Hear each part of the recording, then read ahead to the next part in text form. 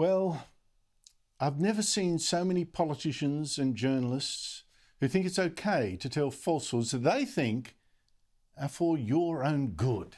And global warming especially. I mean, it seems that it's lying is an art form, and all for the best, of course. Listen to US President Joe Biden preaching overnight to soldiers on his way to this big meeting in Britain, telling the most incredible untruths about global warming, claiming that his military leaders have told him global warming is actually the biggest military threat that the United States faces, which is actually terrifying if you think they really believe that nonsense.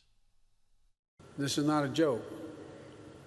You know what the Joint Chiefs told us the greatest threat facing America was? Global warming.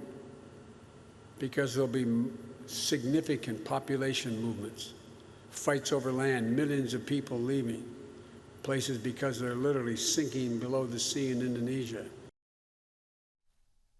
Wait, millions of people are already leaving sinking islands? Bare-faced lie. Yes, 2 islands off South Sumatra, Indonesia, did sink beneath the waves. Just why is unknown. It could be movements in the tectonic plates or erosion or whatever. But both were actually uninhabited. And the biggest study of sea levels of low-lying islands in the Pacific actually found that nearly half the islands that studied, going back 60 years, 43% of them to be specific, were actually stable in size. And get this, another 43% were actually growing in size. Just 14%, 1/4, were shrinking.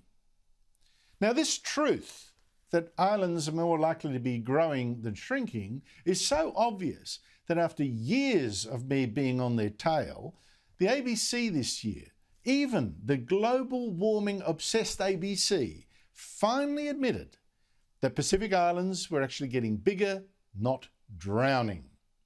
So where are these millions of climate refugees that President Joe Biden prattles about?